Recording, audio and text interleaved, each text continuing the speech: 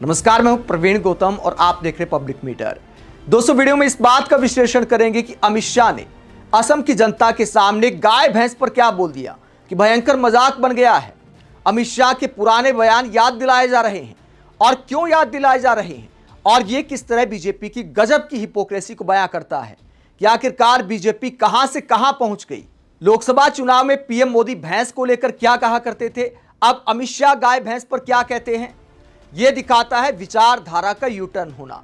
इस यूटर्न की आखिरकार पूरी कहानी क्या है और क्या जनता को बरगलाया जाता है, यह भी सवाल उठता है कि जो बातें की जाती हैं आखिरकार उसमें सच्चाई कितनी है। गाय भैंस पर अमित शाह ने क्या बोला, उससे पहले पीएम मोदी का यह वाला बयान आप सुनिए कि पीएम मोदी क्या कहा करते थे, कांग्रेस और विपक्षी दलों पर आरोप लगाते थे। साथियों, नए भारत के सामने एक ऐसी चुनौती भी है जिस पर अगर अभी ध्यान नहीं दिया गया तो भारत के युवाओं का, आज की पीढ़ी का बहुत नुकसान हो सकता है। आपका आज गुमराह हो जाएगा और आपकी आने वाली कल अंधेरे में सिमट जाएगी। दोस्तों, इसलिए अभी से जागना जरूरी है।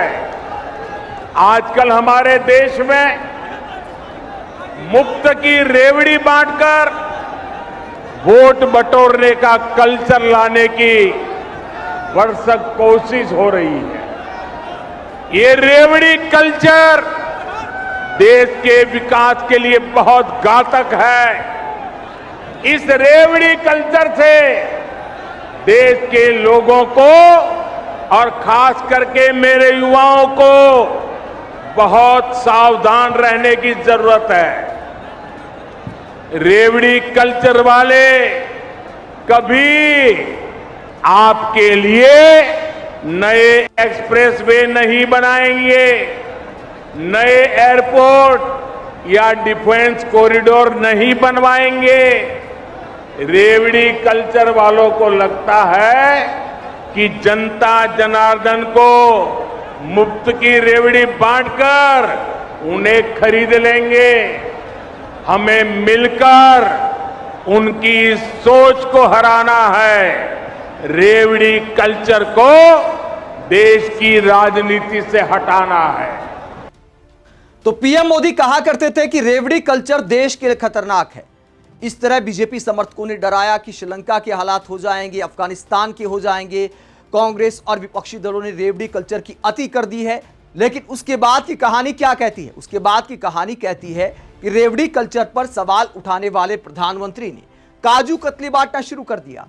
मतलब रेवड़ी को खतरनाक बताया, उसके बाद जनता से कहा कि काजू कतली खाओ और मुझे वोट दो। बिहार में 10,000 वाली काजू कतली बांटी गई, ताजा उदाहरण है। असम में भी इसी तरह की योजना है।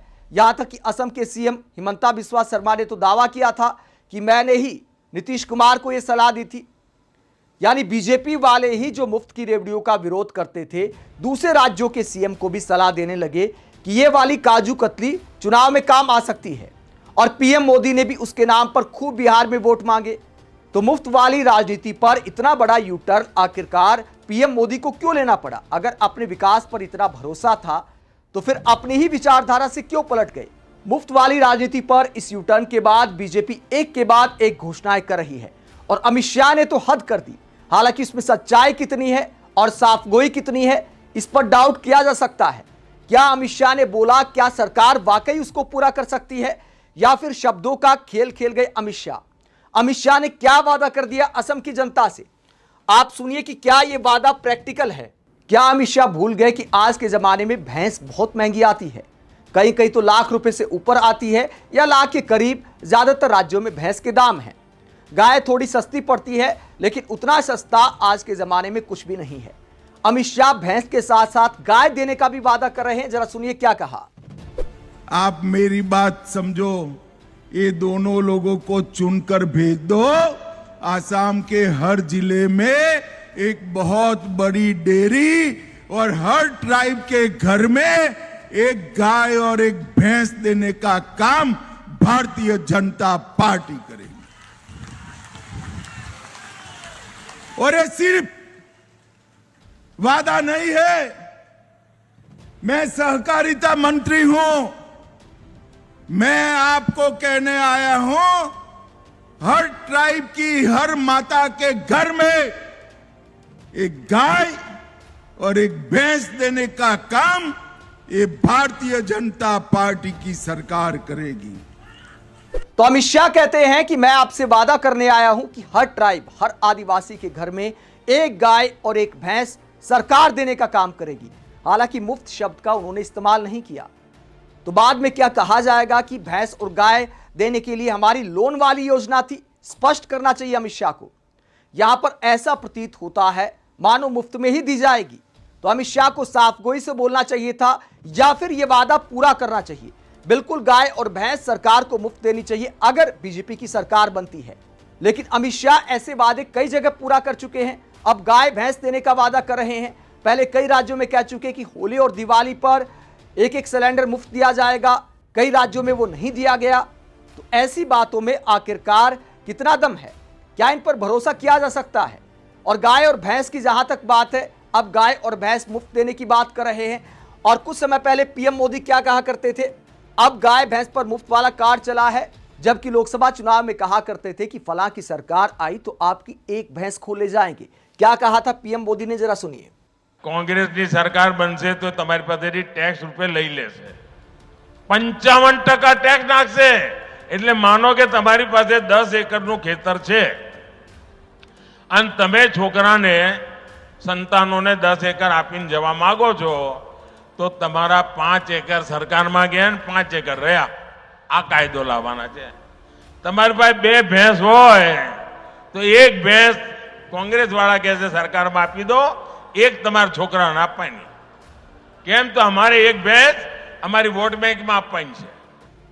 तो पीएम मोदी ने लोकसभा में इन डायलॉग का खूब इस्तेमाल किया था कि आपकी साइकिल छीन लेंगे, 2 साइकिल है तो एक छीन लेंगे, 2 कमरे हैं तो एक छीन लेंगे। यहां पर गुजरात में दावा किया था कि अगर आपकी 10 एकड़ जमीन है, आप अपने बच्चे के नाम करना चाहते तो 5 सरकार ले लेगी अगर कांग्रेस की सरकार आई। अगर आपके पास 2 भैंस हैं तो आपके छोकरे को एक ही भैंस मिल पाएगी, एक भैंस कांग्रेस वाले अपने वोट बैंक को दे देंगे। इस तरह की राजनीति पीएम मोदी ने की थी। अब अमित शाह कहते हैं कि गाय और भैंस फ्री देंगे। क्या ऐसा करना आसान है? क्या सरकार गाय भैंस दे सकती है मुफ्त में? हर एक परिवार पर 1 लाख से ऊपर का खर्चा हो जाएगा सरकार का। क्या ये प्रैक्टिकल है या फिर जुमला था चुनाव में वोट पाने के लिए? आप इस पूरे मसले को लेकर क्या सोचते हैं कि जो पीएम मोदी और बीजेपी मुफ्त की राजनीति का विरोध किया करते थे, आज गाय और भैंस मुफ्त देने तक मामला पहुंच गया है? कमेंट बॉक्स में अपनी राय जरूर दें, साथ ही चैनल को सब्सक्राइब भी करें। नमस्कार।